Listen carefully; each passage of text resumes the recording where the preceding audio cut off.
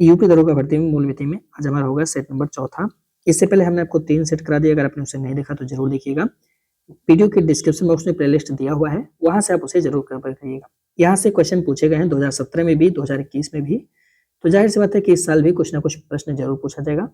एक आसान से क्वेश्चन से आगे बढ़ते हैं। क्वेश्चन कह रहा है कि स्त्री अशिष्ट रोपण प्रतिषेध अधिनियम जो कि लाया गया था 1986, इस अधिनियम की धारा 2 में परिभाषा दिया गया है स्त्री अशिष्ट रोपण का, अभिष्ट नहीं होगा, अशिष्ट रोपण का। तो कह रहा है इसमें क्या क्या चीजें सम्मिलित होंगी, तो याद रखेंगे साथी। अशिष्ट का मतलब हो गया, अशिष्ट रोपण का मतलब हो गया साथी बेकार या खराब चित्र, ठीक है, बेकार कह दीजिए या फिर खराब चित्र।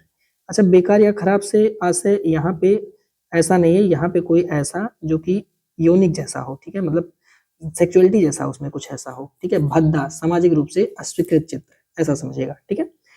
तो इसमें कह रहा है कि किसी भी स्त्री की आकृति होगी, जाहिर सी बात है, या किसी स्त्री के शरीर की अंग का कोई चित्र है जो कि अपमानजनक हो, वो यहाँ पे शामिल हो सकता है। बिल्कुल सही है, ये दोनों स्टेटमेंट आपके सही हैं, दोनों हो जाएगा विकल्प का आपका राइट आंसर, सी हो जाएगा प्रश्न का सही जवाब। देखेंगे, देखिए ये जो अधिनियम है, पहले याद रखेंगे कि यह अधिनियम कब से लागू है। तो याद रखेंगे 2 अक्टूबर 1987 से सरकार में इस अधिनियम को प्रभावी किया हुआ है, और यह अधिनियम जो है पूरे भारत में लागू है, इसको भी ध्यान रखेंगे। और ये दोनों बात लिखा कहाँ गया है, ये दोनों बात इस अधिनियम की धारा 1 में लिखा गया है, लेकिन कभी भी ये प्रश्न नहीं पूछता कौन से अधिनियम में ये बात है, तो धारा 1 में है। अधिनियम की धारा 2 में परिभाषा दिया गया कि भाई तुम स्त्री अशिष्ट रोपण कहोगे किसे। तो अधिनियम 2 कहता है कि भाई देखो, ऐसी कोई भी चित्र, ऐसी कोई भी स्त्री की कोई भी आकृति, ठीक है, चाहे वो हाथ से बनाया गया हो, चाहे वो मिट्टी का बनाया गया हो, चाहे वो पत्थर से बनाया गया हो, ठीक है, उसके रूप चाहे जिस फॉर्म में हो, शरीर या उसके किसी अंग का किसी ऐसी रीति से ऐसे रूप में चित्रण करना अभिप्रेत है, यानी संदर्भित है, जिसका प्रभाव कैसा हो, अभीष्ट हो, बुरा हो, गलत हो, ऐसे सारे चित्र इसमें शामिल हैं। या जो स्त्रियों के लिए कैसा हो, अपमानजनक हो या निंदनीय हो, अथवा जिससे लोक नैतिकता या नैतिक आचार की विकृति, भ्रष्ट या क्षति होने की संभावना हो, वो सारे चित्र, वो सारी आकृतियां, चाहे जोने तरीका से आप बनाओ, चाहे हाथ से बनाओ हो, चाहे फोटोशॉप करके बनाओ हो, चाहे जिसे बनाया गया हो, वो सब स्त्री अशिष्ट रोपण कहलाएगा। मेरी बात समझ में आ गई, ठीक है। अब आप देखेंगे, मैं आपको एक एग्जाम्पल के तहत इससे और इसे विस्तार करता हूँ। जैसे वर्तमान में आप देखते होंगे कोई भी वीडियो पिक वायरल हो जाता है ना, हो जाता है कि नहीं हो जाता, हो जाता है, तो उसका निस्तारण हम इसी अधिनियम के तहत करते हैं।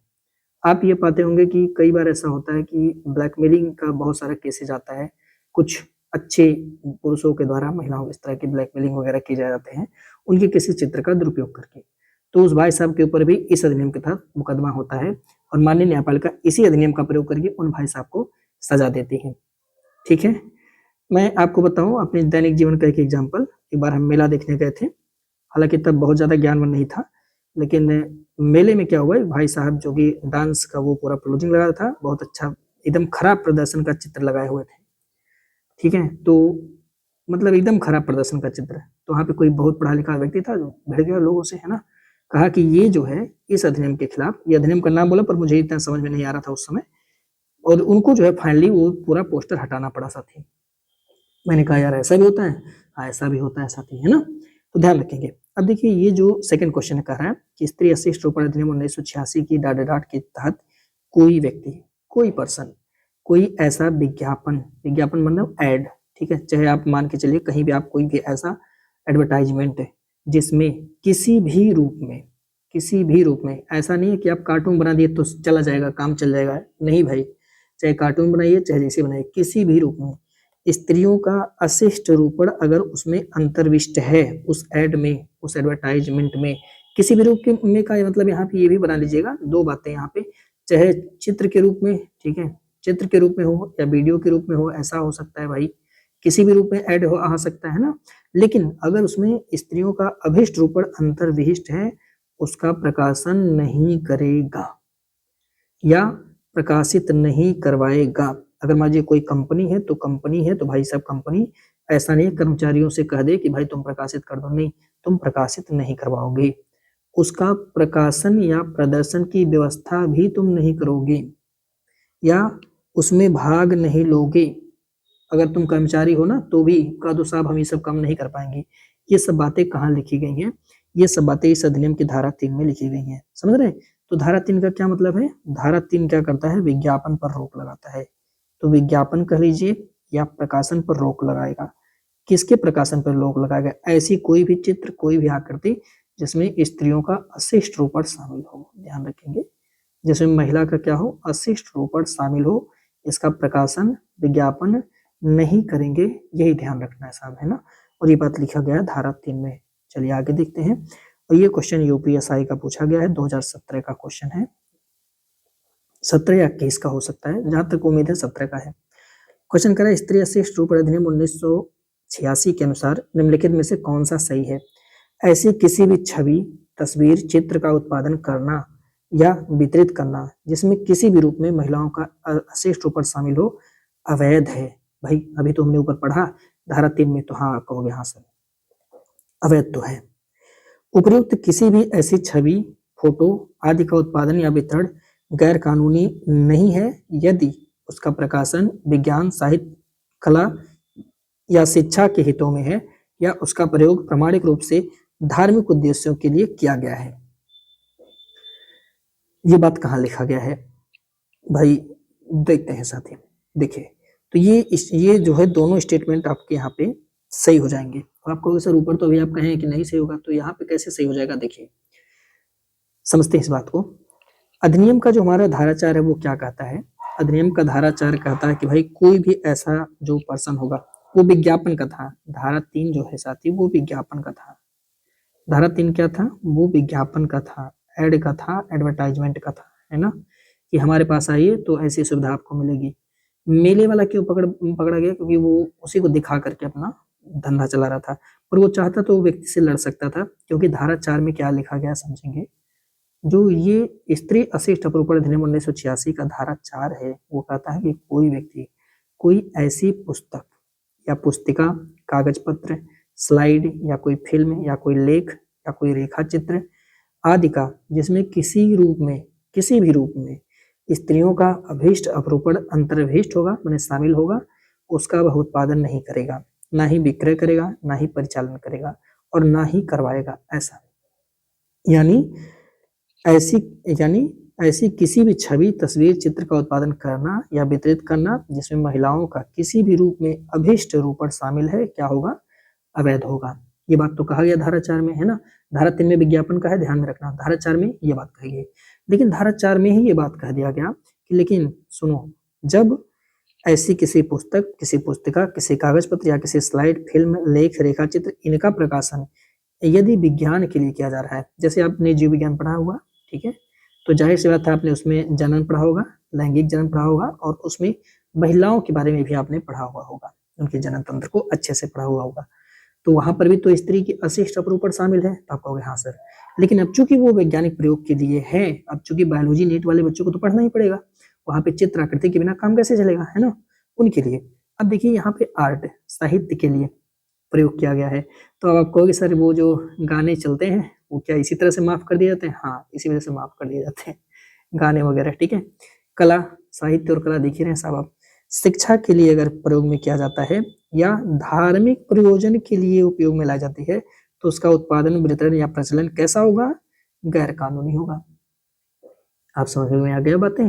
तो ये मिला जुला के कहा जाए तो ये अधिनियम ऐसे लोगों के ऊपर लागू होता है जो बेवकूफी करते हैं, ऐसे चित्रों का दुरुपयोग करते हैं, ठीक है, बाकी लोगों पर लागू नहीं होता। आगे, स्त्री अशिष्ट रूपण अधिनियम 1986 के तहत कृत्य कैसा होगा? अगर आप इसके तहत कोई गलती करते हैं तो आपको क्या होगा साहब? तो पहली बात तो ये देखिएगा, संज्ञेय होगा और जमानतीय होगा। इसे थोड़ा सा याद रखेंगे, गैर जमानती नहीं होगा, संज्ञेय अपराध माना जाएगा और जमानती अपराध माना जाएगा। तो भारतीय नागरिक सुरक्षा संहिता यानी भारतीय नागरिक सुरक्षा संहिता 2023 के तहत, ठीक है, अगर इस अधिनियम के तहत आप कोई गलती करते हैं तो भारतीय नागरिक सुरक्षा संहिता 2023 कहता है कि इस अधिनियम के तहत किया गया अपराध संज्ञेय अपराध माना जाएगा, पहली चीज। और इसके साथ साथ यह अपराध जमानती होगा, यानी व्यक्ति को जमानत मिल जाएगी, छूट सकता है व्यक्ति, ठीक है, ध्यान रखेंगे। तो ये बात कहाँ पे लिखी गई है? अगर ऐसा पूछता है तो धारा 8 में बात लिखा गया है, अधिनियम की धारा 8 में ये पॉइंट लिखी गई है, ठीक है। देखिए, स्त्री अशिष्ट रूपण अधिनियम 1986 की धारा 8 में कहा गया है कि इस अधिनियम के तहत अगर आप कोई अपराध करते हैं तो आपको भारतीय नागरिक सुरक्षा संहिता 2023 के तहत माना जाएगा कि यह अपराध कैसा है, एक संज्ञेय और जमानतीय अपराध है। क्लियर हो गया? ठीक है। धारा 5 में कहा गया है कि ऐसे नियमों के अधीन रहते हुए राज्य सरकार के द्वारा कोई प्राधिकृत कोई राजपत्रित अधिकारी को उस क्षेत्र का स्थानीय सीमाओं के भीतर प्रवेश करने और तलाशी लेने की शक्तियां हैं। समझ रहे हैं? तो यानी राज्य सरकार अगर चाहे तो किसी भी व्यक्ति कोई भी ऐसे राजपत्रित अधिकारी को किसी भी क्षेत्र में, ठीक है, स्थानीय सीमाओं के भीतर प्रवेश करने और तलाशी लेने की शक्ति दे सकता है। ये बात धारा 5 में दिया गया है साथी, है ना। आगे जैसे आप कहोगे सर धारा 5 समझ में नहीं आया, जैसे समझिएगा। मान लीजिए धारा 5 कहता है कि मान लीजिए आपको लग रहा हो कि आपने फोटो क्लिक करवाया अपना, सपोज करिएगा कि आप महिला हैं और आप जाती हैं किसी फोटो सेंटर पे, आपने अपना फोटो क्लिक करवाया, पर वो नालायक, बहुत नालायक है ना, आपके फोटो के साथ वो छेड़खानी करता है।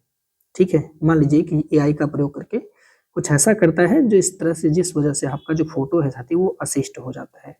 ठीक है, तो जाहिर सी बात है कि जब ये अशिष्ट हो गया तो अब आप सोचोगे कि इस फोटो को कहाँ से गया, कैसे गया, क्या आपको ख्याल आएगा कि एक नालायक है, इस नालायक की दुकान पे हमने फोटो क्लिक करवाया था, चलो इस नालायक के पास जाते हैं।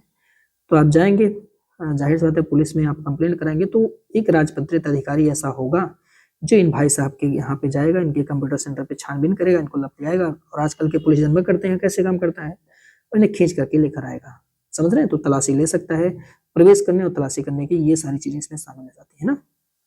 अगला समझिए, स्त्री अशिष्ट रूप अधिनियम 1986 के संबंध में निम्नलिखित में से कौन सा कथन सही है? धारा 5 के अनुसार राजपत्रित अधिकारी अदृश्य रूपण से संबंधित किए जाने वाले स्थानों में, ठीक है, प्रवेश कर और तलाशी ले सकेगा। और यहाँ सर राजपत्रित अधिकारी बिना वारंट के किसी निवास गृह में प्रवेश नहीं करेगा। अब देखिए, अब ये बात समझने वाली है और यहाँ पे ध्यान रखेंगे कि ये बात बिल्कुल सही है साथी, बिना वारंट के आप तलाशी नहीं ले सकते हैं। ऐसा नहीं कि इस अधिनियम का हवाला देकर के आपको वारंट लगाना, नहीं, बिना वारंट के आप किसी के घर में, निवास गृह में आप जो है प्रवेश नहीं करेंगे। तो यहाँ पे राइट आंसर दोनों हो जाएगा, आपका सी हो जाएगा प्रश्न का सही जवाब, यानी राइट आंसर। देखिए, स्त्री अशिष्ट रूपण प्रतिषेध अधिनियम 1986 अधिनियम की धारा 5 के अनुसार राज्य की जो सरकार होगी द्वारा अधिकृत कोई राजपत्रित अधिकारी अदृश्य रूपण से संबंधित किए जाने वाले स्थानों में या पर क्या कर सकता है? प्रवेश कर सकता है, तलाशी ले सकता है। किसी दस्तावेज, रजिस्टर अथवा अन्य कोई भौतिक वस्तु पदार्थ जिसे साक्ष्य के रूप में न्यायालय में प्रस्तुत करने योग्य हो, उसे जब्त भी कर सकता है। किसी पुस्तक, लेखा, फिल्म, फोटो चित्र, रूपण इत्यादि को अपने कब्जे में ले सकेगा, किंतु राजपत्रित अधिकारी बिना वारंट के किसी निवास गृह में प्रवेश नहीं करेगा। ध्यान रखिए। देखिए, इन सबका अर्थ बहुत गहरा है साथी, अगर एक्सप्लेन करने चलेंगे तो बहुत समय लग जाएगा, क्योंकि एक एक शब्द में बहुत गहराई से चीजें शामिल होती हैं, पर वो हमारे एसआई लेवल के लिए बहुत ज्यादा इंपॉर्टेंट नहीं है। हाँ, अगर आपको जज वगैरह बनना होगा तो किसी लिए दिन आप हमसे जुडिशरी की क्लास लेना, वो सही रहेगा। पर अभी जज नहीं बनना है, अभी सिर्फ दरोगा बन जाओ, बंदूक लेके घूमो, गाँव-गाँव टहलो, अपना भौकाल दिखाओ, तो इतने सपना काम बन जाएगा, रट्टा मार लेना। ठीक है, अगला, स्त्री अशिष्ट रूपण प्रतिषेध अधिनियम। हाँ यार, मुझको मेरा चालान वालान मत कटवाना, बस इतना ध्यान रखना। ठीक है, स्त्री अशिष्ट रूपण प्रतिषेध अधिनियम 1986 की धारा 6, ठीक है, के अनुसार प्रथम दोष सिद्ध पर, यानी अगर इसका उल्लंघन करते हैं, पहली बार दोष सिद्ध पाए जाते हैं, तो डांट का कठोर होगा या सादा कारावास होगा, और इतने रुपए तक के जुर्माने से आप दंडित किए जा सकते हैं। मान लीजिए कि ये कोई मजनू है ना, ये मजनू भाई साहब हैं, और इन्होंने क्या किया, ये नाम की कोई महिला है, और इनके प्रेम में दीवाना होकर के इन भाई साहब ने, जाहिर सी बात है महिलाएं प्रेम में बहुत जल्दी भरोसा कर लेती हैं, तो कोई ऐसी आकृति जो कि अशिष्ट है साथी, इसका ये दुरुपयोग करते हैं, महिला को परेशान करते हैं, और महिला ने इनके खिलाफ एफआईआर करवा दिया है। तो महोदय के ऊपर जाहिर सी बात है पुलिस वाले के पास जाएंगे तो पुलिस पहले लतियाएगा अच्छे से और कहेगा कुछ पैसा वैसा लेके छोड़ देगा, तो अच्छी बात है। लेकिन अगर मान लीजिए महिला जिद्दी है और पढ़ी लिखी है, तो कहेंगे ना अब हम इनको कोर्ट खींच के लेके चलेंगे, तो ये भाई साहब अब दीवानगी तो हालांकि इनका खत्म चल गया, मैं इनका नाम बदल के यम कर देता हूँ। तो अब ये भाई साहब जब पहली बार ऐसा करते हुए पकड़े जाएंगे ना, तो इन भाई साहब को 2 साल की सजा मिल जाएगी, और इनके ऊपर 2000 रुपए का पेनाल्टी यानी जुर्माना इनके ऊपर लग जाएगा साथी। 2 साल जेल में रहने के बाद इनकी इज्जत क्या हो गया, भगवान ने बेड़ा पार लगावे, है ना। तो भाई साहब इनको थोड़ा ध्यान रखिए, इसलिए मैंने इनको उल्टा बना दिया कि इनका खींच के ले जाएंगी महिला, तो महिलाओं को ध्यान रखना होगा ये सब चीजें, है ना, ऐसा शक्ति इनके पास होता है। तो 2 वर्ष या 2000 रुपए तक का जुर्माना इनको इनके ऊपर लग सकता है साथी, है ना। बहुत अच्छा, 2 साल में तो बहुत कुछ हो जाएगा साहब, है ना। देखिए, अधिनियम की धारा 6 कहता है कि इस अधिनियम के बंधों के उल्लंघन अगर आप उल्लंघन करते हैं तो पहली बार आपको क्या होगा, 2 वर्ष का कठोर या सादा कारावास या 2000 रुपए तक की जुर्माना। मान लीजिए दोबारा आप भी सोचते हैं नहीं ठीक है, मैं तो इश्क में हूँ, तो वो क्या बोलते हैं कि प्यार और जंग में सब कुछ जायज़ है, तो भाई साहब दोबारा भी ट्राई करने पहुँच गए, है ना? या उसके बाद भी, तो भैया इनको अब 6 महीने की सज़ा मिलेगी, 6 महीना से 5 वर्ष तक का सज़ा हो सकता है। दोबारा लपेटे जाएँगे तो 5 साल तक जाएँगे भाई साहब, उसके बाद बुड्ढे हो जाएँगे, कोई पूछेगा नहीं। तो इनको कारावास हो जाएगा, 10,000 रुपए से 1 लाख रुपए तक का जुर्माना, मतलब समझिए ज़िंदगी खत्म दोबारा पकड़े जाने पर, है ना? महिलाएँ इस धारा का प्रयोग करेंगी बहुत अच्छे से, अगर ऐसा कोई मतलब भगवान न करे ऐसा दिन आए। अगला, स्त्री अशिष्ट रोपण अधिनियम 1986 के उपबंधों के अधीन यदि किसी कंपनी द्वारा अपराध किया जाता है तो क्या होगा? मान लीजिए कि आपकी कोई कंपनी है और वो कंपनी ऐसा अपराध करता है, स्त्री अशिष्ट रोपण करता है, किसी महिला को विज्ञापन में शामिल करता है, जैसे आजकल बहुत सारा आपने एडवर्टाइजमेंट ऐसे पढ़े होंगे, लेकिन भाई क्या ही बताएं, कोई केस करे तब तो माननीय न्यायालय के पास, कोई केस करता नहीं है इसलिए लोग बच जाते हैं, है ना? ध्यान रखेंगे। तो कंपनी और उसके स्वामी दोनों उत्तरदायी हो जाएंगे। अगर कोई कंपनी है साथी, ध्यान रखेंगे, अगर कोई कंपनी ऐसी गलती करती है तो कंपनी तो होगी ही होगी, जाहिर सी बात है, और इस कंपनी के साथ साथ जो उसके मालिक होंगे कंपनी के वो भी हो जाएंगे। यदि कंपनी द्वारा अपराध किसी निदेशक के या उसके प्रबंधक के या सचिव आदि की उपेक्षा यानी गलती के कारण हो जाता है तो केवल यही लोग जिम्मेदार होंगे। हाँ, जैसे मान लीजिए हमने एक कर्मचारी रखा था और हमने कहा कि महिला को अच्छा तस्वीर बनाओ यार, बढ़िया तस्वीर बनाओ, लेकिन है दैया भोजपुरी गाना वाले, तो भोजपुरी गाना उनके दिमाग में चल रहा था। इन्होंने क्या किया, ये जो महिला है, महिला तो हम बना नहीं पा रहे हैं लेकिन ऐसा बना दीजिए, इनका जो है कोई अशिष्ट चित्र बना दिया गलती से बाय डिफॉल्ट, तो पूरी कंपनी को क्यों ले डूबेगा? नहीं, वो निदेशक को प्रबंधक इन सबको सजा मिलेगी, कंपनी को सजा नहीं मिलेगी। यहाँ पे ध्यान रखिएगा, दोनों स्टेटमेंट आपके सही हैं, बी हो जाएगा प्रश्न का राइट आंसर। लेकिन ये बात हमारे लिए जरूरी क्यों है? हमारे लिए बस इतना जरूरी है कि जो अधिनियम की धारा 7 है इसके अनुसार यदि कोई कंपनी गलती करता है, यानी स्त्री अशिष्ट रोपण प्रतिशत अधिनियम 1986 की धारा 7 के अनुसार अगर कोई कंपनी गलती करेगा भाई, तो कंपनी और उसके जो स्वामी होंगे दोनों गुनहगार माने जाएंगे। लेकिन अगर बाय डिफॉल्ट ये जो गलती है कंपनी के निदेशक यानी डायरेक्टर या जो प्रबंधक हैं या जो सचिव हैं इनके द्वारा होता है, तो केवल गुनहगार यही लोग शामिल होंगे, कंपनी का स्वामी और कंपनी गुनहगार नहीं माना जाएगा। ठीक है, इसीलिए कंपनी वाले बच जाते हैं, अपने किसी कर्मचारी के ऊपर ढाल देंगे, है ना? आगे, उम्मीद कर रहा हूँ चीजें समझ में आपको आ रही होगी, और मैं बार बार कर रहा हूँ अगर आपने ज्वाइन नहीं किया तो कर लीजिएगा, बढ़िया ऑफर चल रहा है साथी। इस नंबर पे आप व्हाट्सएप करिएगा, ठीक है, 888716 810 पे, और ज्वाइन कर लीजिएगा इसका पूरा ग्रुप, जहाँ पे आपको ये पूरा कंप्लीट पीडीएफ मिल जाएगा। क्वालिटी हमने आपको अच्छे से करा दिया है पूरा कंप्लीट, इसको आप प्रिंट करा सकते हैं, और साथ साथ में हम बेसिक लॉ को बहुत जल्दी खत्म कर देंगे मूल विधि को। तो इस पर आप व्हाट्सएप करके ज्वाइन कर सकते हैं। ये ग्रुप अभी इसका चार्ज बहुत कम है, 200 ही है, और ये 300 था पर अभी मैंने इसको जानबूझ के कम किया है। तो भाई इस पर आप मैसेज करना 888716 810, प्रिंट करने की जरूरत नहीं पड़ेगी, सबको अच्छे से पढ़ लेना तो ये हो जाएगा। ठीक है, ये फीस है साथी जो लगने वाला है। अगला क्वेश्चन क्या कर रहा है कि स्त्री अशिष्ट रोपण अधिनियम 1986 की धारा के तहत केंद्र सरकार इस अधिनियम के प्रावधानों को लागू करने के लिए नियम बनाएगी। यही वाली पॉइंट ध्यान रखना कि ये जो इससे जो रिलेटेड नियम है वो केंद्र सरकार बनाएगी साथी, है ना? ध्यान रखेंगे, ठीक है। तो ये अधिनियम की धारा 10 में दिया गया है, सी हो जाएगा प्रश्न का राइट आंसर। देखिए, अधिनियम की धारा 9 में क्या कहा गया है कि भाई देखो, अगर केंद्र सरकार या राज्य सरकार या उसके द्वारा कोई अधिकारी अगर सद्भावनापूर्ण कोई काम कर रहा है तो ऐसा नहीं कि उसके विरुद्ध आप मुकदमा दायर कर सकते हैं या कार्यवाही की कर सकते हैं, नहीं, उनके खिलाफ आप कार्यवाही नहीं कर सकते हैं। उदाहरण के लिए मान लीजिए कि कोई काम कर रहा है और वो ऐसी चित्र को पा गया, ऐसी आकृति को पा गया, ठीक है, या उसे वो भेज रहा है कहीं पर किसी दूसरे अधिकारी के खिलाफ, तो आप ऐसा नहीं कि उन्हीं के खिलाफ मुकदमा कर दोगे, नहीं, ऐसा आप नहीं कर सकते, ठीक है।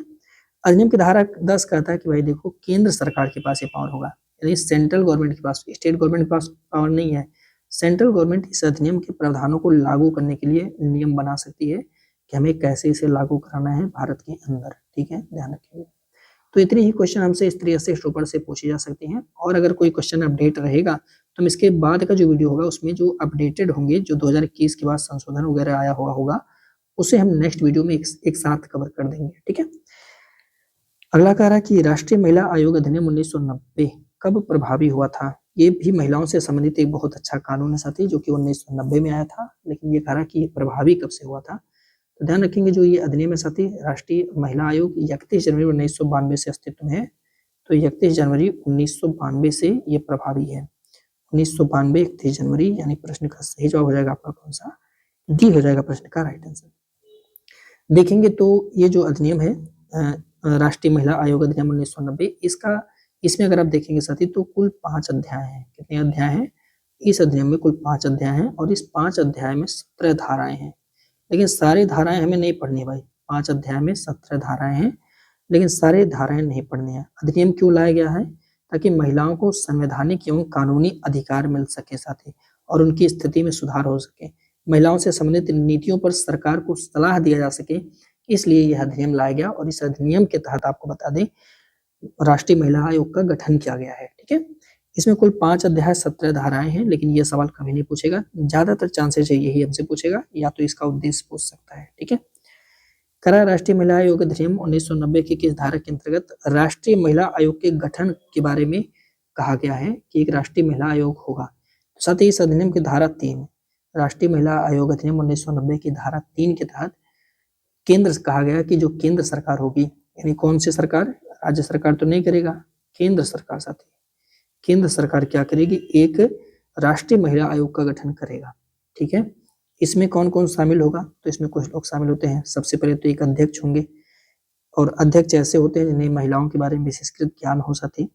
एक सदस्य सचिव होते हैं जिन्हें सरकार नामित करती है। 5 अन्य मेंबर होते हैं जो विविध क्षेत्रों में जैसे कला, विज्ञान, साहित्य इनसे संबंधित होते हैं।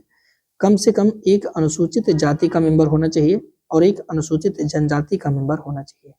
ये इनका स्ट्रक्चर होता है, जिसके बारे में धारा 3 में कहा गया कि केंद्र सरकार एक राष्ट्रीय महिला आयोग का गठन करेगा, है ना।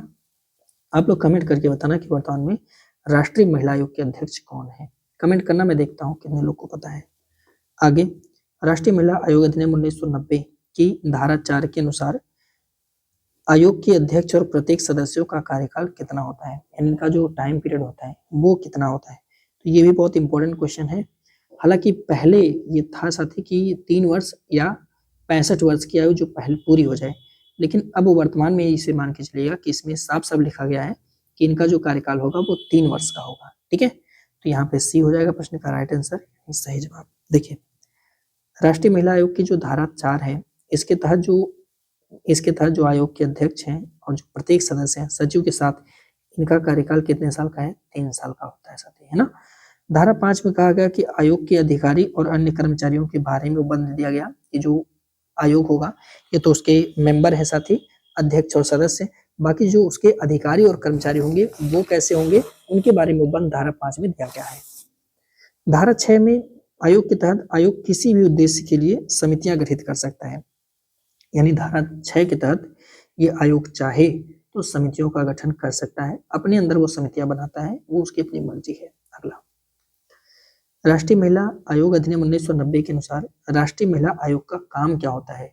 भारतीय संविधान द्वारा प्रदत्त यानी दिए गए अधिकारों व अन्य कानूनों के तहत महिलाओं से संबंधित विषयों का क्या करेगा? वो अन्वेषण करेगा और उनका परीक्षण भी करेगा।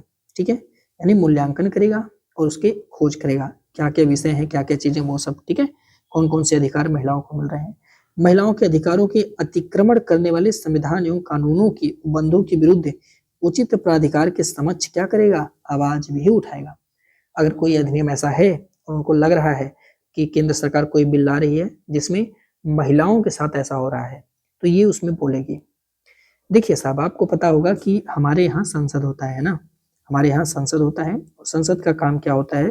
केंद्र स्तर पे साथी विधि का निर्माण करना, विधि का निर्माण करना। ठीक है, तो जब हम संसद को चुनते हैं साथी, तो जाहिर सी बात है इस संसद में कौन कौन जाता है? तो जाहिर सी बात है इसमें महिला भी हो सकती है, महिला गलत नहीं, ठीक है, मतलब इसमें मैन भी, वुमेन भी होता है, होती है। ठीक है, और इसमें मैन भी होती हैं। ठीक है, पर हमने क्या किया, सरकार को पता है कि वुमेन अगर ज्यादा होशियार हो जाएंगी तो इनसे रिलेटेड कोई कानून लाएंगे तो दिक्कत करेंगे, तो वुमेन को क्या करता है वो, अभी आप बिहार चुनाव में, अपेक्षा नहीं कर रहा हूँ, बिहार चुनाव में अगर आप देखोगे तो बिहार की जो लेजिस्लेटिव असेंबली है साथी, अभी वहां पे एक माननीय एमएलए से है, महिला है, वो शपथ पत्र को अच्छे से नहीं पढ़ पा रही हैं। अब कल्पना करिए कि एक एमएलए है, कोई महिला है जो शपथ पत्र को, जो कि शुद्ध हिंदी भाषा में लिखा गया साथी, नॉर्मल भाषा, उसे वो पढ़ नहीं पा रही है। क्या आप एक्सपेक्ट करते हैं वो आपके इतने भारी भरकम अधिनियम, इतने भारी भरकम शब्दावली को वो समझ पाएंगे? तो मेरे दोस्त नहीं, बिल्कुल नहीं। तो इसमें इनकी गलती नहीं है, इसमें गलती है लोगों की, क्योंकि हम जानबूझ करके अपने आईन यानी अपने संविधान को ऐसे हाथों में ढकेल रहे हैं, दे देते हैं, जो उसके बारे में तनिक भी नहीं जानते हैं। उसका दुष्परिणाम आप देख रहे हैं। जैसे अभी आपने देखा कि बहुत ही आराम से सरकार ने एक बिल पास किया और इस बिल की बेस पे जो हमारी अरावली पर्वत श्रेणी है, उसमें कहा गया कि इससे 100 मीटर से जितने निम्न पेड़ पौधे हैं, 100 मीटर से लंबे जितने भी क्षेत्र आते हैं पेड़ के, वो सब अरावली के पार्ट नहीं है और वहाँ पे साथ ही अब माइनिंग होगा। और इस बिल पे संसद ने हस्ताक्षर अच्छे से कर दिया सब लोगों ने। अगर उन्हें वैल्यू पता होता, अगर वो पढ़े लिखे होते हैं, तो they know the importance of Aravalli श्रेणीज, वो जानते हैं कि अरावली की इम्पोर्टेंस क्या है। समझ रहे बात को? तो इसीलिए ये अधिनियम बनाया गया कि यार देखो, हो सकता है ऐसे मिस्टेक हो, तो 1990 में सरकार ने ऐसा बनाया कि हो सकता है हमसे गलती हो, तो यहाँ पे जो लोग रहेंगे वो बता देंगे कि भाई ऐसा काम मत करो। कोई भी अगर आप बिल लेकर आते हो तो यहाँ के लोग बता देंगे। लेकिन अगर आप सोचिए सरकार बुद्धिमान हो, जैसे वर्तमान में है, और यहाँ पे जो लोग हैं, जो इसके अध्यक्ष सदस्य हैं, उनकी नियुक्ति वो अपनी बुद्धिमानी से कर दें, तो ये लोग बोलबा नहीं करेंगे, कुछ गूंगे हो जाएंगे, है ना? तो इसीलिए बार बार ये शब्द आपको सुनने में आ रहा है कि संविधान खतरे, देश खतरे, ऐसी शब्दावलियां। तो इसका चयन हमें करना चाहिए, नागरिकों को करना चाहिए, है ना? महिलाओं के अधिकारों के अतिक्रमण, तो ये दोनों बातें सही हैं, ये विरुद्ध आवाज उठा सकते हैं अगर यहाँ के लोग सही हो तो। सी आंसर आपका राइट आंसर हो जाएगा। अधिनियम का उद्देश्य ही यही था साथी। इस अधिनियम की धारा 10 का उद्देश्य यही है कि राष्ट्रीय महिला आयोग का काम क्या होगा। तो ये कहता है कि भारतीय संविधान द्वारा प्रदत्त अधिकार व अन्य कानूनों के तहत महिलाओं से संबंधित विषय का क्या करेंगे, ये अन्वेषण करेंगे, उनका परीक्षण करेंगे। साथ साथ में संविधान तथा अन्य कोई विधि के अंतर्गत महिलाओं को प्रभावित करने वाले कोई भी अगर उपबंध होते हैं तो समय समय पर पुनरावलोकन उसको करेंगे और आवश्यक संशोधन की सिफारिश संसद में ये करते हैं। सोचिए, मतलब कितना अच्छा रोल है इनका। अलग से महिलाओं से संबंधित जितने भी पॉइंट हैं उन सब पर इन्हें स्टडी करने का मौका दिया गया है। काश ये लोग अपना काम अच्छे से करें तो महिलाओं को तकलीफ होगा नहीं करेगा साथी, है ना? और देखिए, ये प्रतिवर्ष केंद्र सरकार को अपना प्रतिवेदन भी सौंपते हैं, रिपोर्ट देते हैं। महिलाओं के अधिकार का अतिक्रमण करने वाले संविधान और कानून के उपबंधों, चाहे वो कोई कानून लाया जाए, चाहे वो संविधान में ही ऐसा कुछ हो, उपबंधों के विरुद्ध उचित प्राधिकारी के समक्ष ये क्या करते हैं, आवाज उठाते हैं। जो भी अथॉरिटी होगा उसके खिलाफ ये आवाज उठाने का काम कर सकते हैं। ये होता है साथी राष्ट्रीय महिला आयोग। आगे मतलब आयोग का काम कह रहा कि राष्ट्रीय महिला आयोग 1990 के अनुसार राष्ट्रीय महिला आयोग के काम क्या है? केंद्र और राज्य के अधीन महिलाओं के कार्य की प्रगति का मूल्यांकन करना, कि आप महिलाओं के लिए क्या कर रहे हैं। बिल्कुल ये काम ये कर सकते हैं। महिलाओं के अधिकारों के हनन संबंधित शिकायत की क्या करना, परीक्षा करना और स्वतः संज्ञान में लेना, ये काम बिल्कुल सही है। काफी अच्छी बॉडी है महिलाओं के लिए, ध्यान रखिएगा। माने संस्था, बॉडी मतलब संस्था। अधिनियम की धारा 10 में राष्ट्रीय महिला आयोग के काम के बारे में हमने ऊपर चर्चा किया।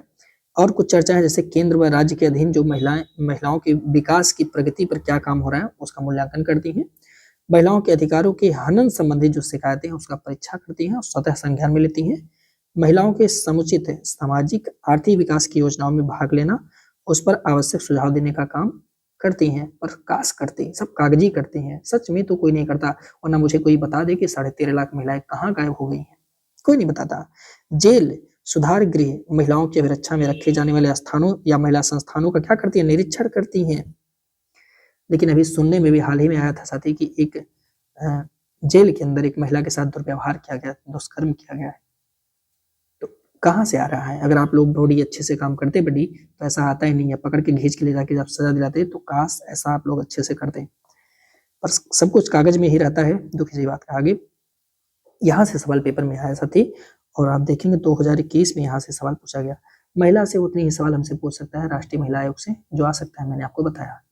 अगर आप बहुत ज्यादा डिटेल में पढ़ना चाहते हैं तो भी कमेंट करना यार, लेकिन वो फालतू के डाटा क्या ही करेंगे रट करके। कह रहा था कि प्रसव पूर्व निदान तकनीकी विनियमन और दुरुपयोग की रोकथाम अधिनियम 1994 का अर्थ क्या है? ये पेपर में आया हुआ है, 2021 का सवाल है। इसका मतलब साथी कन्या भ्रूण हत्या पर रोक लगाने के लिए लाया गया था।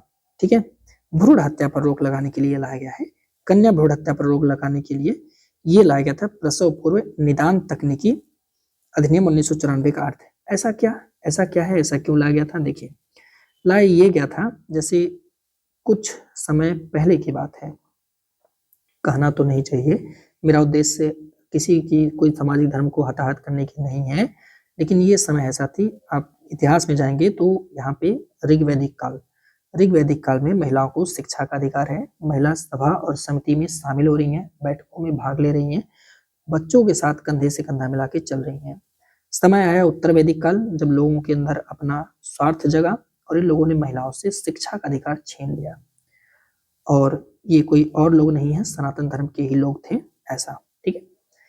फिर कालांतर में ऐसा समय आने लगा कि साथ ही महिलाओं को तो एकदम भ्रष्ट मान लिया गया, और उनके साथ अब विविध तरीके से डिफरेंसेस देखने को मिला। यहाँ तक कि हम पाएंगे कि यहीं से शुरुआत हो जाता है, जब हम उत्तर वैदिक काल से थोड़ा सा आगे बढ़ेंगे तो हमें शिशुवध जैसी चीजें दिखने लगती हैं, और इसी शिशुवध में साथ ही महिला शामिल है, छोटी छोटी बच्चियां शामिल हैं ये, और इनके साथ साथ यह तो ठीक है, यहाँ तो ये झेल ही रही हैं, अगर जन्म से मान लीजिए बच भी गई तो थोड़ी सी अगर ये बड़ी हो जाती हैं, दुर्भाग्य से बच गई तो ठीक है, मार दी गई तो कोई बात नहीं, लेकिन अगर ये बच जाती हैं तो भी इनके पीछे लोग पड़े रहते थे, और थोड़ी सी भी इनकी उम्र होती है तो इनके साथ इनका विवाह करा देते थे, और जहाँ पे ये विविध प्रकार की बीमारियों के साथ, क्योंकि लैंगिक शोषण होगा इनका, और विविध प्रकार की बीमारियों से जूझ करके ये अल्प आयु में इनकी मृत्यु हो जाती है, ठीक है। चलिए ठीक है, यहाँ से बच गए तो कोई दिक्कत नहीं है। फिर इन्हीं महिलाओं के साथ आगे चल के आप देखेंगे, अभी तो थोड़ा सा आगे बढ़ेंगे, तो अगर ये बच गए, इनके हस्बैंड किसी कारण से मर गए, क्योंकि इनकी उम्र कम है तो हस्बैंड जल्दी मर जाएगा और ये विधवा हो जाएंगे, तो हम सनातन धर्म के लोगों ने इन्हें जलाने की प्रथा स्टार्ट कर दी, और हमारी कहानी में साथ ही इन महिला के साथ हुआ विधवा को जलाने का, यानी जिसे आप कहते हो सती का प्रथा होना, ठीक है। सती प्रथा जैसा कोई प्रोविजन, गंदा प्रोविजन समाज में लाया गया। समझ रहे हैं आप बात को? ये चीजें चलो ठीक है, यहाँ तक आगे चल के अंग्रेजों की देन थी, जो इन बुद्धिजीवियों चूरकीधारी, यानी मैं भी ब्राह्मण ही हो जाता, ऐसा दिक्कत नहीं है, इनसे ये चीजें छीनी गई और इन्हें बताया गया कि यार गधे, ये सबसे बड़ा पाप है, ये काम बंद कर दो, तो लोगों ने ये पाप बंद कर दिया। लेकिन कालांतर में ये चीजें चलती रही साथी, और एक समय ऐसा आया, और आज के समाज में भी, अभी तो ठीक है कुछ चीजें कम होती रही धीरे धीरे, लेकिन एक समाज ऐसा साथी, जब लोगों ने आजादी के बाद, जब जनसंख्या में तीव्र वृद्धि देखी गई, खास करके 1921 के बाद से साथी, तो लोगों ने क्या किया, डॉक्टर से अब जेंडर को पता करने के लिए डॉक्टर से सलाह देने लगे कि भाई बच्चा है कि बच्ची है, तो अब जो है साथी कन्या भ्रूण हत्या किया जाने लगा। भ्रूण हत्या मतलब कि 56 दिन अगर गर्भ में महिला बच्ची है, यानी 12 सप्ताह मान के चलिए, ठीक है, 56 दिन की अगर वो है साथी, तो उनकी हत्या ये लोग करवाना स्टार्ट कर दिए। सरकार देखा यार ऐसे तो जेंडर इनइक्वालिटी आ जाएगी, है ना, लैंगिक असमानता आ जाएगा, तो सरकार ने उस समय 1994 में एक एक्ट लाया जिसका नाम था प्रसव पूर्व निदान तकनीकी, ठीक है, विनियमन और दुरुपयोग को रोकने के लिए साथी अधिनियम 1994। तो इसका मेन उद्देश्य क्या था कि कन्या भ्रूण हत्या जो हो रहा है उसे रोक दो, है ना। लेकिन फिर भी कुछ लोग को पैसा चाहिए होता है, और आज के समय में मैं कहूँगा नहीं, लेकिन हमारी एक पहचान के ही अभी हमारे मित्र हैं जो इस तकनीकी का प्रयोग करके आए हुए हैं। दुर्भाग्य की बात है, मैंने उनको मना भी किया, लेकिन फिर भी क्या ही कहा जाए, तो डॉक्टर साहब कुछ पैसे लेकर के ऐसा काम किए, ठीक है, क्या कुछ नहीं किया जा सकता दोस्तों, ये भारत है और भारत में सब कुछ सही होता है, बस कागजों में। आगे देखिए, तो आपके लिए जरूरी है कि प्रसव पूर्व निदान तकनीकी, प्रसव के पहले ही निदान तकनीकी का मतलब जैसे अल्ट्रासाउंड, फोटोग्राफी, सोनोग्राफी आदि के माध्यम से चीजों को जानना समझना, है ना, उसका विनियमन कैसे होगा, उसका दुरुपयोग का जो रोकथाम है उसके लिए अधिनियम लाया गया, और यह अधिनियम जो है 20 सितंबर 1984 को माननीय राष्ट्रपति के द्वारा अधिनियमित किया गया है। अधिनियम की धारा 1 में परिभाषा दिया गया है और कहा गया है कि ये जो अधिनियम है इसका संक्षिप्त नाम है गर्भधारण यानी प्रसव के पहले और प्रसव के पूर्व निदान तकनीकी, यानी जो लिंग चयन प्रतिषेध है उसको अधिनियमित करना 1994। अधिनियम का विस्तार कहाँ पे है, तो अधिनियम का विस्तार पूरे भारत पे है। अब देखिए, अधिनियम में 2003 में संशोधन किया गया और लिंग चयन पर प्रतिबंध लगाने जैसा पूरा सख्ती से मना कर दिया गया। अधिनियम का उद्देश्य क्या था कि कन्या भ्रूण हत्या को रोकना, लिंग अनुपात को संतुलित रखना, प्रसव पूर्व निदान तकनीकों के दुरुपयोग को रोकना। इसका मतलब आप जानते हैं? प्रसव पूर्व निदान का मतलब जैसे अगर मतलब बच्चा होने से पहले का मतलब ये चीज़ें कि जो निदान तकनीकी हैं जैसे अल्ट्रासाउंड, सोनोग्राफी, इसका लोग दुरुपयोग ना करें, इसको रोकने के लिए सरकार ने ऐसा किया है। अब देखिए सरकार ने ऐसा क्या-क्या बातें इसमें की हुई हैं। कहता है कि पूर्व गर्भाधान यानी बच्चा गर्भ में पहुँच चुका है उसके बाद और प्रसव के पूर्व यानी बच्चे जन्म लेने से पहले नैदानिक तकनीकी अधिनियम 1994 के तहत कौन-सा स्टेटमेंट सही होगा? अधिनियम के तहत गर्भधारण पूर्व या बाद में किसी भी तरीके से लिंग चयन क्या किया गया है? निषिद्ध किया गया है। बिल्कुल सही है, आप नहीं कर सकते, है ना? अधिनियम के तहत कोई भी व्यक्ति तकनीकी दवा या प्रक्रिया का उपयोग लिंग निर्धारण या चयन के लिए नहीं कर सकता है। बिल्कुल जाहिर-सी बात है कि इस अधिनियम का उद्देश्य ही यही था, यही सब चीज़ें रोकना था, है ना? दोनों बातें सही हैं, आपका डी स्टेटमेंट यहाँ पे राइट हो जाएगा, ठीक है? अच्छा ये सारे सवाल 2021 में पूछे गए हैं, खुश होने की बात ये है कि यूपीएसआई में यहाँ से सवाल आया हुआ है, अगर आप मेरी बात का भरोसा नहीं करते तो प्रीवियस ईयर ज़रूर देखिएगा। प्रसव पूर्व निदान तकनीकी में जैसा मैंने आपसे कहा ये दोनों बातें वही हैं। आगे प्रसव पूर्व निदान तकनीकी अब आप समझ चुके होंगे।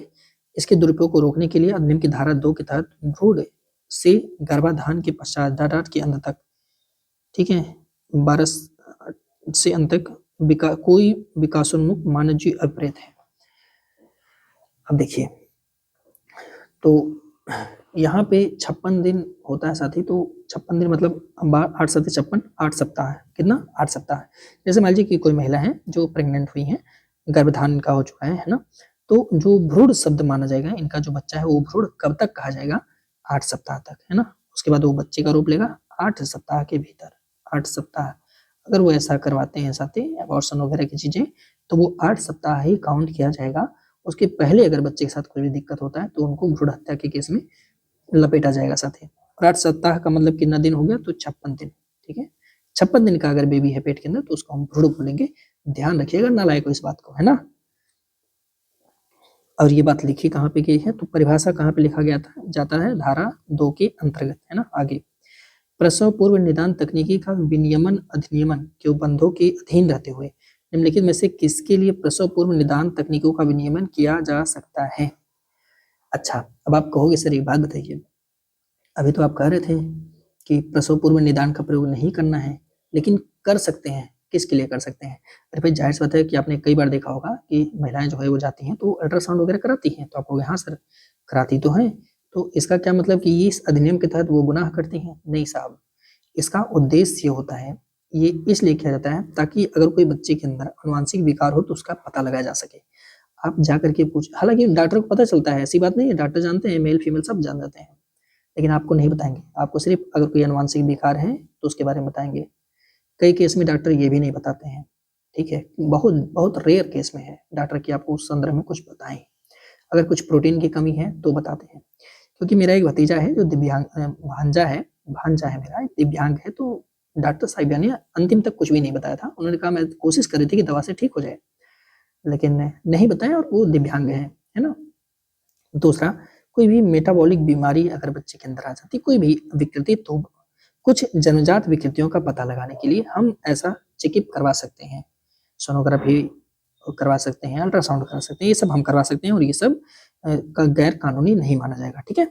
तो डी हो जाएगा बिल्कुल सही, ये तीनों हो जाएंगे आपके राइट आंसर। क्लियर है मामला? ठीक है। अब आप झगड़ा मत करने लगना कि सर इसमें ये चीज़ें हमने कराया कैसे, ठीक है? तो अधिनियम की धारा 4 में क्या कहा गया है कि प्रसव पूर्व निदान तकनीकों का विनियमन कैसे किया जा सकता है? कोई भी प्रसव पूर्व निदान तकनीकी जैसे अल्ट्रासाउंड वगैरह आदि का निम्नलिखित अप्रसमानताओं में से किसी का पता लगाने के लिए प्रयोजन के लिए सिवाय उपयोग नहीं किया जाएगा, यानी इनके लिए किया जा सकता है, इनके अतिरिक्त नहीं किया जाएगा। स्पष्ट है कि इस अधिनियम की धारा 4 का उपयोग इन तकनीकों का उपयोग लिंग निर्धारण के लिए नहीं किया जाएगा, यानी जो बच्चा है ये जानने के लिए कि महिला है पुरुष है, इन तकनीकों का प्रयोग नहीं किया जाएगा। धारा 4 ने कहा है कि इनका प्रयोग सिर्फ इन्हीं उद्देश्यों के लिए किया जाएगा, जो ये निदान तकनीकी है इसका उपयोग सिर्फ इन्हीं उद्देश्यों के लिए किया जाएगा। ये वाला क्वेश्चन था प्रसव पूर्व निदान तकनीकी अधिनियम 1994 करंट डाटा के तहत अनुवांशिक सलाह केंद्र, अनुवांशिकी सलाह केंद्र या कोई अनुवांशिकी प्रयोगशाला या अनुवांशिकी क्लिनिक का रजिस्ट्रीकरण कराना अनिवार्य होता है। जैसे आपने देखा होगा कि फलाने पैथोलॉजी, ढिकाने पैथोलॉजी, फलाने अल्ट्रासाउंड वाले, ये सब लोग जो दुकान खोल के बैठे रहते हैं साथी, है ना? तो इन भाई साहब को पंजीकृत कराना होता है, अपने आप को रजिस्टर्ड कराना होता है। तो ये कह रहा कि कौन से अधिनियम के तहत रजिस्टर्ड कराना होता है। अगर आपको दुकान खोलना होगा तो ध्यान रखिएगा, धारा 18 के तहत आपको स्टेट गवर्नमेंट के पास इसका रजिस्ट्रीकृत कराना होता है। बस आप अपने यहाँ मजिस्ट्रेट के यहाँ जाएंगे, सारा काम आपका यहाँ पे हो जाएगा। अगर आपको अल्ट्रासाउंड का दुकान खोलना है तो ये यहाँ पे राइट आंसर हो जाएगा आपका बी, धारा 18 के तहत। ठीक है, तो ये जो अधिनियम है, अधिनियम का धारा 18 क्या कहता है कि अगर कोई आप अनुवांशिकी सलाह केंद्र खोलते हैं या कोई प्रयोगशाला खोलते हैं या कोई आप क्लिनिक खोलते हैं तो आपको रजिस्ट्री करना अनिवार्य होगा। इसमें अल्ट्रासाउंड मशीन या इमेजिंग मशीन या कोई स्कैनर, कोई अन्य ऐसी प्रौद्योगिकी जो भ्रूण के लिंग का आधारण करने और लिंग का समर्थन करने में समर्थ है या उनमें से कोई सेवाएं प्रदान करता है, तब तक नहीं खोला जाएगा जब तक कि ऐसे केंद्र, प्रयोगशाला, क्लिनिक अधिनियम के अधीन रजिस्ट्रीकृत नहीं है। लेकिन दुर्भाग्य हमारे देश की यही है साथी कि अब हम क्या ही आपको बताएं। हमारे देश का दुर्भाग्य यही है कि अगर अभी बांग्लादेश में कोई व्यक्ति मार दिया जाए तो हम पूरा देश का खून खौल उठता है, अगर कोई हिंदू मार दिया जाए। लेकिन मेरे दोस्त, छोटे छोटे बच्चे कप सिरप के लिए, कप सिरप पी करके छोटे छोटे बच्चे मर गए, लेकिन हमारे हिंदू धर्म के किसी व्यक्ति का कोई खून नहीं खौला, कोई सनातनी झंडा लेकर नहीं खड़ा हुआ होगा। अब यही चीज अगर कहाँ पे हो जाए, यही चीज अगर हम कहाँ पे हो जाए साथी, ये चीज अगर आपका बांग्लादेश में हो जाए तो भी देखिए, शायद इस समय कोई केस हुआ है, मुझे ध्यान नहीं आ रहा, लेकिन कोई ऐसा कांड हुआ है, पूरा हिंदू समाज जो है खड़ा हो गया कि हम उसको बचाएंगे। मेरे दोस्त, ये जो छोटे छोटे बच्चे मरे हैं, इस कंपनी के ऑनर के खिलाफ कुछ भी नहीं चल रहा है। ये बड़ी विडंबना हमारे देश की है साथी, है ना। और ये विडंबना हमें दुख देती है, पता नहीं आपको देती है कि नहीं, पर हमें तो जरूर देती है साहब, है ना। पर यही कारण है कि हम इनको दे देते हैं और ये दबा के रुपया वसूल रहे हैं। आजकल सबसे ज्यादा पैसा यही लोग लेते हैं साहब। सोचिए, एक फोटोग्राफी करने का, ये एक अल्ट्रासाउंड निकालने का 400 से 700 रुपए चार्ज करते हैं, जिनकी कीमत मात्र कितने रुपए की होती है साहब? 25 रुपए होती है, 25 से 30 रुपए, बस मैक्सिमम 30 रुपए साहब आएगी। बाकी ये लोग लेते हैं 400 से 700। अगर आप लोग की आशीर्वाद रही तो जैसे खान सर ने स्टार्ट किया अपने क्षेत्र में, हम लोग भी जरूर स्टार्ट करेंगे, है ना। चलिए एक और क्वेश्चन करते हैं। प्रसव पूर्व निदान तकनीकी अधिनियम के 1994 के तहत लिंग निर्धारण या चयन की सुविधा का कोई भी विज्ञापन प्रिंट चाहे इलेक्ट्रॉनिक चाहे इंटरनेट के माध्यम से निषिद्ध है। जैसे मान लिया आपने दुकान खोला और आप कह रहे हैं चुपे चुपे क्या हो, हम बता देंगे तुम्हारे यहाँ तुम्हारा बच्चा कैसा है, महिला है कि पुरुष है। ऐसा नहीं कर सकते आप। ये जो अधिनियम है, इस अधिनियम की धारा 22 कहता है कि फलाने बहू तुम दुकान खोल लिए तो ठीक है, लेकिन अगर तुम बउआते हुए पकड़े गए ना कि हम लिंग निर्धारण भी बताते हैं तो तुम्हारे ऊपर सजा हो जाएगा। ठीक है, तो विज्ञापन पे रोक धारा 22 में दिया गया साथी, है ना, ध्यान रखिएगा। अधिनियम की धारा 22 के तहत कहा गया कि गर्भधारण पूर्व, प्रसव पूर्व लिंग धारण संबंधी विज्ञापन का प्रतिषेध और उसके उल्लंघन के लिए दंड का प्रोविजन किया गया है। तो इसमें साफ साफ कह दिया गया कि भाई कोई भी व्यक्ति, कोई भी संगठन, कोई भी अनुवांशिक सलाह केंद्र, प्रयोगशाला, क्लिनिक, जिसके अंतर्गत ऐसे क्लिनिक, प्रयोगशाला या केंद्र भी है जिसमें अल्ट्रासाउंड करता हो, मशीन हो, इमेजिंग मशीन हो, स्कैनर हो या कोई ऐसी प्रौद्योगिकी हो जिसका लिंग का निर्धारण कर सकता हो, ये सब लोग शामिल है भैया। कोई भी विज्ञापन नहीं करेंगे, समझ रहे बात को, ये सब मना किया गया, याद रखेंगे। अगला मातृत्व लाभ अधिनियम, यहाँ से एक सवाल और पेपर में आएगा, ये सवाल भी आपके यूपीएसआई का ही है साथी, 2021 का। मातृत्व लाभ अधिनियम लाया गया था साथी 1961 में। ये उन महिलाओं के लिए है जो कहीं पर काम करती हैं। अब काम करती हैं, चाहे वो कहाँ पे काम कर सकती है, चाहे किसी कंपनी में काम करती हो, प्राइवेट सेक्टर हो या गवर्नमेंट सेक्टर हो, दोनों के लिए है। मातृत्व लाभ अधिनियम 1961 में लाया गया था साथी। इसके तहत ऐसी महिला जो 3 महीने से कम उम्र का कोई बच्चा है, अगर उसे कानूनी रूप से गोद ली है, वह बच्चे को उसे सौंपे जाने की तारीख से की अवधि के लिए मातृत्व लाभ की हकदार होंगी। मान लीजिए क्या, हम ही को एग्जाम्पल के रूप में रखिएगा। मान लीजिए हम हैं और दुर्भाग्य से हमारी शादी हो चुकी है और हमारी मिसेज किसको माने, किसी को माने, जेड मान लीजिए, जेड नाम की कोई महिला होती नहीं है, जेड वाई मान लीजिए, इस नाम की कोई महिला नहीं होती है। तो इनसे मान लीजिए हमारी विवाह हो जाती है। सपोज करिएगा कि हमारी मर्जी है कि हम बच्चे को अडॉप्ट करें। तो हम क्या करते हैं, ये जॉब करती हैं, मान लीजिए किसी भी कंपनी में कहीं भी काम करती हैं साहब, ठीक है, गवर्नमेंट काम करती हैं। तो हमने क्या किया, सरकार से अनाथ आश्रम से बच्चे को अडॉप्ट किया, जिसकी उम्र जो है साथी, जो वो बच्चा है वो 3 माह से कम आयु का है, 3 मंथ से कम है उसकी एज। तो ये जो मिस है, इनको मैटरनिटी लीव मिलेगा। कितने दिन के लिए मिलेगा साथी? 12 सप्ताह के लिए मैटरनिटी लीव इस समय दिया जाएगा। अगर ये बच्चा 3 महीने का कम है, 3 महीने से कम है, तो इन मिसेज को 12 सप्ताह से कम का मैटरनिटी लीव मिलेगा। ठीक है, तो बी हो जाएगा राइट आंसर, ध्यान रखेंगे। सर सवाल ये भी आता है कि क्या उस समय जब इन्हें ये मैटरनिटी बेनिफिट मिलेगा तो इनको वेतन मिलेगा? तो हाँ, सह वेतन मातृत्व अवकाश मिलेगा और इनको अन्य लाभ भी प्रदान किया जाएगा। ठीक है, यह अधिनियम उन प्रतिष्ठानों पर लागू होता है जहां पर 10 या इससे अधिक कर्मचारी रोजगार में है। तो अगर मान लीजिए कि हमारा संस्था है पर साथ ही दुख की बात यह है ना कि 17, लेकिन हाँ जब आप ऐसा एडॉप्ट करेंगे तब ना आपको छुट्टी मिलेगा।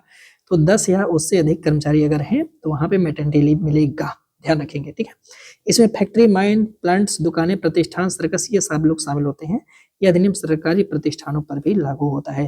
अधिनियम के तहत गोद लेने वाले या फिर सारगोट जो माताएं होती हैं, जो सारगोशी के तहत साथ ही बच्चे को अपने अंदर रखती हैं, उनको जो है 12 सप्ताह का सह वेतन अवकाश मिलेगा। इसमें और भी कई सारे प्रोविजन है, उनकी चर्चा हम आगे वाली वीडियो में करेंगे। तब मिलते हैं आपसे अगले सेशन में, तब तक के लिए वंदे मातरम, जय हिंद।